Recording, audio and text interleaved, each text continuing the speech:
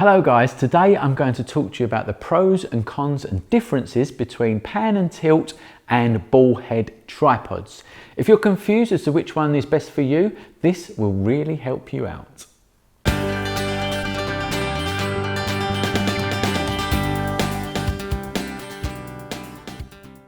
Hello, I'm Mark Newton from the School of Photography, and I'm going to talk to you about the different tripod heads that you can get and what one may be best for you. So there are two different types of tripod heads, a ball head like this one here and a pan and tilt head like this one here.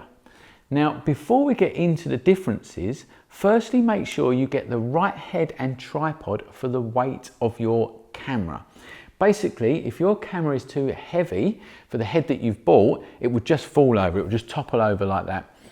You need to find the weight requirements of the particular tripod head on its specs. You can just find that on the website wherever you're looking and check that out with the weight of your camera. But basically it works like this. If you've got the lighter type of SLR cameras like the Canon 1200D or the Nikon D750, then you'll get away with the smaller tripods. But if you've got the bigger cameras like the 7D, the 5D or the Nikon D750, which are the heavier cameras because they're built from metal and not plastics, you're going to need a bigger tripod head like these ones here.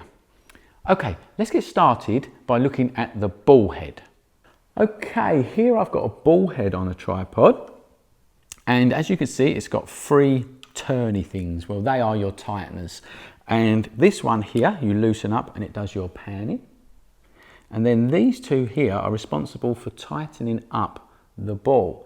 Now the ball head works like this. If I just loosen these off a bit, now it's totally loose. I can move it around as quickly as I want to move it, and then if I want to go to portrait, I have to go down one of these slots. There's one at the front and there's one at the back. I bring it back up, I move it into position, I tighten up this one, which is called your friction, so you can tighten that one up and it will still slightly move a little bit, and then to lock it into place you tighten the one on this side, and then that is totally locked. And make sure, for God's sake, that you definitely lock them, because if you don't and your camera's too heavy, like I said before, it will just drop and bad things happen. So just make sure that you've got that all tightened off. So let's talk about the pros of a ball head. Well, they're easy to use and they're quick to operate, and they're generally smaller to carry around. So they're smaller for your tripod bag or whatever you're going to use. Now the cons are that they're less precise, particularly if you need to get the camera level. Of course you can get it level, but with a ball head it's going to be a bit more fiddly, I think. Okay, now let's look at the pan and tilt head. Okay, so now I've got a pan and tilt head on the tripod, and again it's got three handles here, and this one loosens off to do your panning, and then these two loosen off to go portrait, landscape, and then this one at the back goes up and down, and that's why it's called a pan and tilt head, because these two tilt it and this one pans it.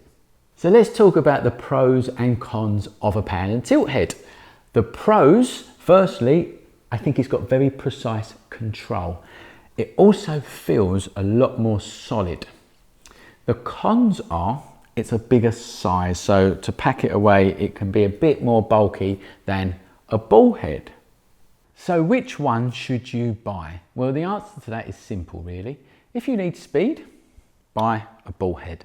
If you need precision, buy a pan and tilt head. A ball head would suit things like sports or studio work where the model is moving quite a lot and quick, or even wildlife photography where you have to keep moving the positioning of your camera but you still need it on a tripod. Whereas a pan and tilt head would suit landscape photography, as position is the most important thing there, and obviously the land or the landscape don't move. It would also suit studio work if the subject doesn't move, such as still life. So which one do I personally prefer? Well, I prefer the pan and tilt head. As if I'm using a tripod, it's because I'm trying to be accurate. Landscapes, for example. If I'm shooting people in the studio or even outside, I tend to hand hold the camera anyway. So for me, a tripod is about accuracy and stability, and a pan and tilt head gives me that. Okay, so that's it. I hope it's helped you out and informed you as to what one will be best for you. If it did, please click the like button and subscribe to our channel for more.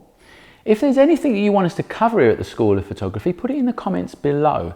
This really gives us good ideas for more tutorials for you guys. We'd also love for you to join our photography learning community that we've got on social media. So please make sure that you follow us on your preferred social media platform. Thanks for watching, and remember, learn more at the School of Photography.